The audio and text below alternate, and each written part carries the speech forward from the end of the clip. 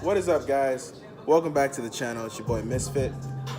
This video is basically just going to be a nice, short and sweet, to the point, 5 do's and don'ts that you don't want to do when you're just getting into vaping. So, first and foremost, I'm going to start off with the do's. Simple ones that you're just going to want to pay attention to that'll help you get into vaping a little easier.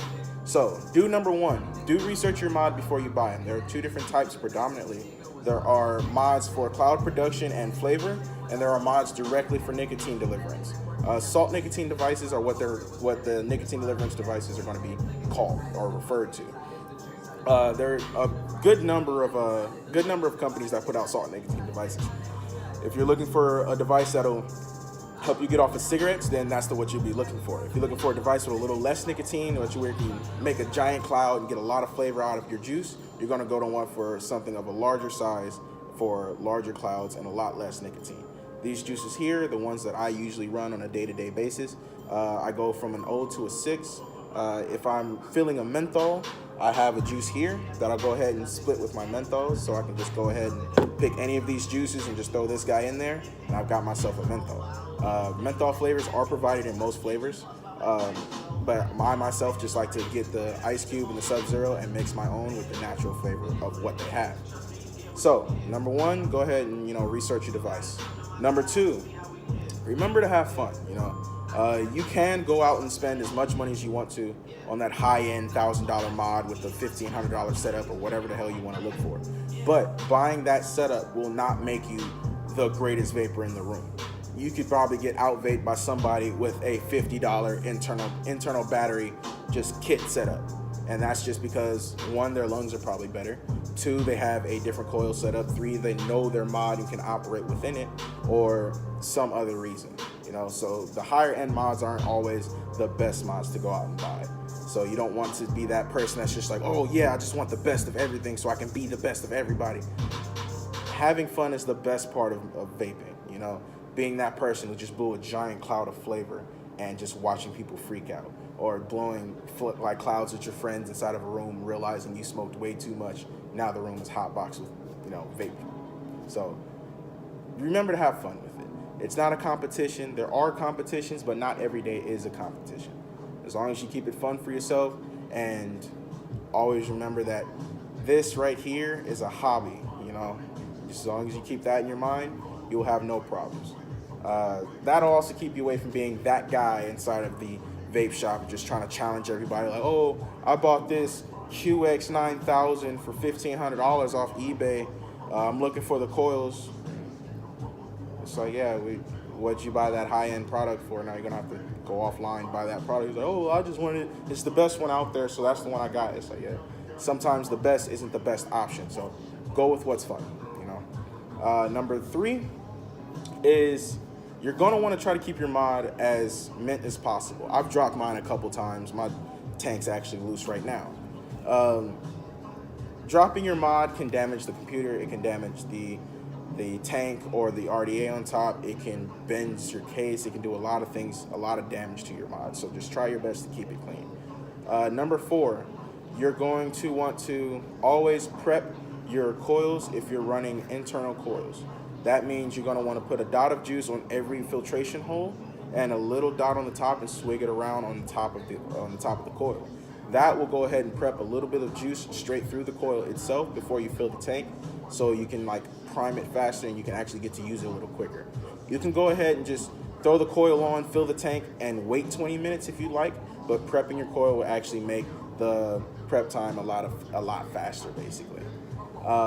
Number 5 that you're going to want to do is try your best to remember not all juices are going to be the same flavor. Obviously, you can see the range of flavors that I personally use. However, if you run multiple juices on one coil, you may end up burning that coil out soon, or just end up getting that flavor of multiple different juices at one time, and that's not always pleasant. So mix your juices well and mix them wisely. Now, those are the 5 do's. I'll move over to the don'ts. All right, so don't number 1, and I'm going to emphasize this as much as I can for you guys. Don't put salt nicotine, which is a high concentrated nicotine juice, into a normal low nicotine setup.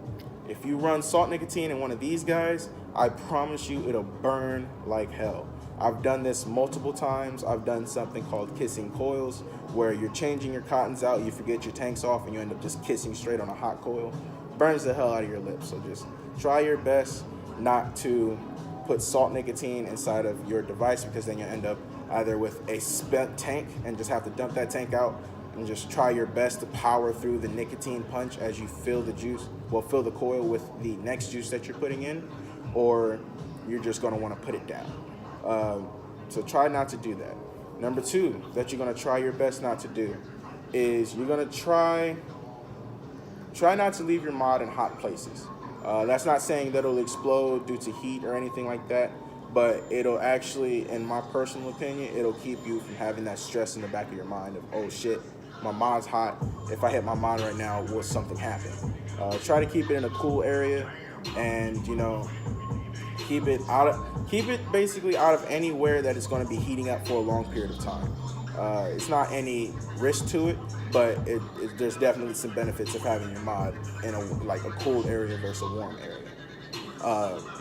Number 3, 4, 3. I don't know. We'll do 3-ish 4, and then the next one will be 4-ish 5, and then I'll say 5. So 3-ish 4 that you're gonna want to do, don't do, is do not fire your mod while the coil is prepped and there's no tank and there's no juice inside of your tank or juice on your coils. If you run a dry coil and you go ahead and just sit there and purge it, where it's basically you're just firing it for no reason, this is what it does. Okay, so you're not going to want to sit there and have it just firing off by itself, because you can burn your cottons very easily. If you are running an RDA, it is much easier to change your cottons. It's a lot cheaper as well, but just prevent yourself from having to change it on a regular basis by trying your best to keep your mod from firing while you're not in use. Okay.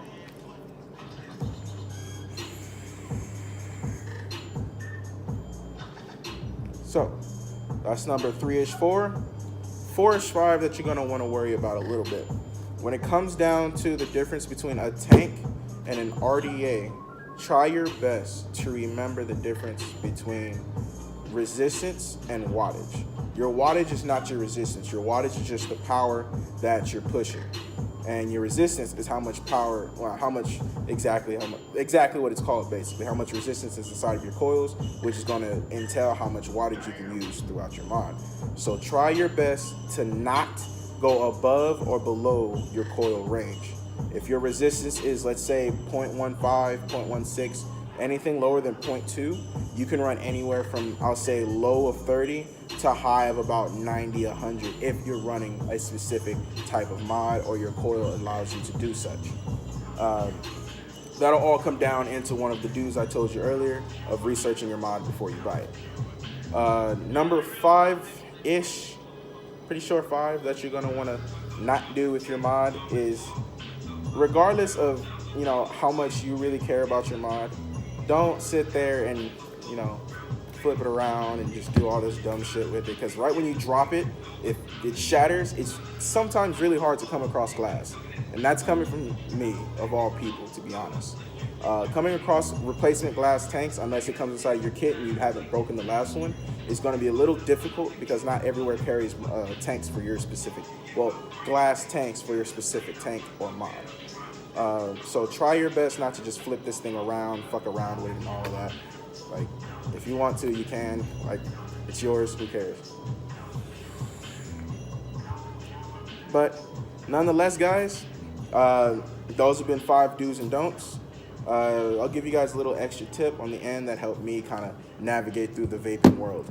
When it comes down to juice selection, try it all. If you want to really get that range of being able to know what you want and knowing what's out there, every shop you go into, have a set mind of what you want. Like, have a flavor that you like, have a fruit that you like, or something along the lines of such.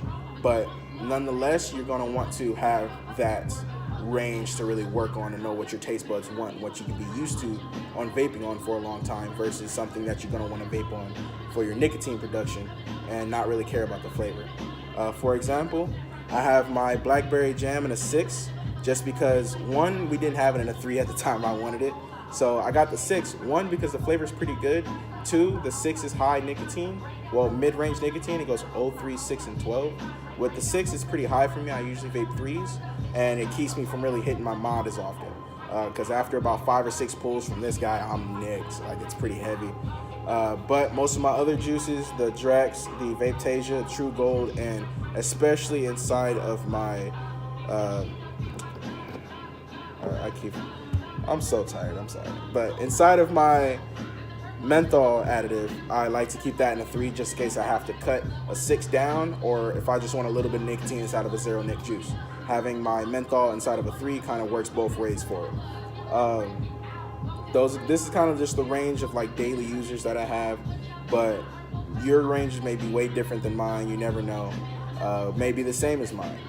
But nonetheless, guys, that's been 10 do's and don'ts for the average new vapor, coming from the average new vapor. This has been your boy Misfit. I'm about to get nicked out and get the fuck out of here, y'all. Thanks for stopping by. Hope you guys like the channel. Be sure to like, comment, subscribe, and share the video, because on this road to 1,000 subs, we got a lot of steps to take. So I hope you guys enjoyed the vid. I'll see you guys in the next one.